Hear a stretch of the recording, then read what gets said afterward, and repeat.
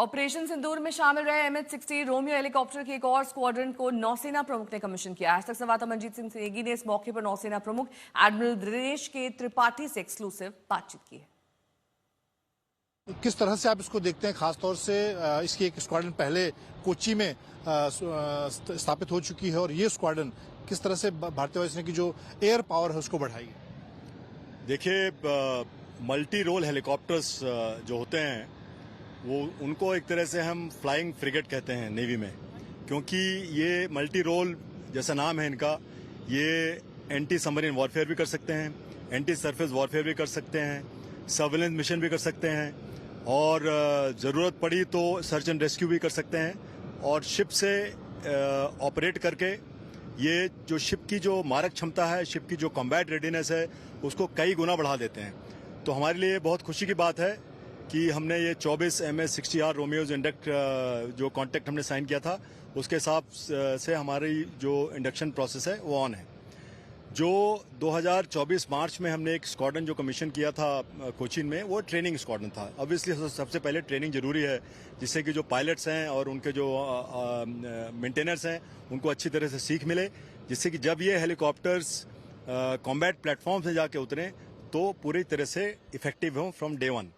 तो अब वो समय आ गया था कि हमें एक ऑपरेशनल स्क्वाड्रन यहाँ पर स्थापित करना था गोवा में, जो कि हमारी जो प्लेटफॉर्म्स हैं, सी गोइंग प्लेटफॉर्म्स हैं, डिस्ट्रॉयर्स, फ्रिगेट्स, एयरक्राफ्ट कैरियर, उनके ऊपर ये जाके वहाँ से ऑपरेट करेंगे।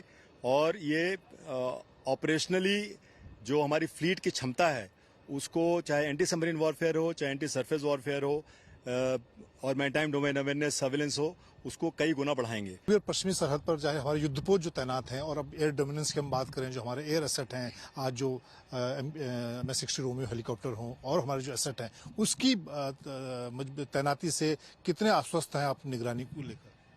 देखिए, हमारी कोशिश यही है और हरदम रहती है कि हमारे एरिया ऑफ इंटरेस्ट में जो कुछ भी हो रहा है उसकी पूरी जानकारी हमें हो। आपको पता है कि समुंदर 71% जो इस प्लेनेट का है उसमें 71% समुंदर है। तो बहुत सारी चीज़ें, बहुत सारे देश, बहुत सारे प्लेटफॉर्म्स ऑपरेट करते हैं कई कारणों के लिए, लेकिन हमारे एरिया ऑफ इंटरेस्ट में हमारी ये पूरी कोशिश रहती है कि 24/7 हमें पता हो कि कौन कहाँ है और क्या कर रहा है और क्यों कर रहा है।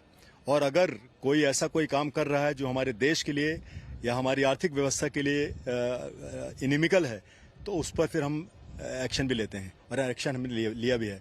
तो मैं पूरी तरह से आश्वस्त हूँ कि हमारे पास कैपेबिलिटी है कि कोई हमारे एरिया ऑफ इंटरेस्ट में अगर कुछ कर रहा है तो हमें पूरी तरह से उसकी ज्ञानी है कि वो क्यों कर रहा है, और उसके बाद फिर हम एक्शन लेते हैं।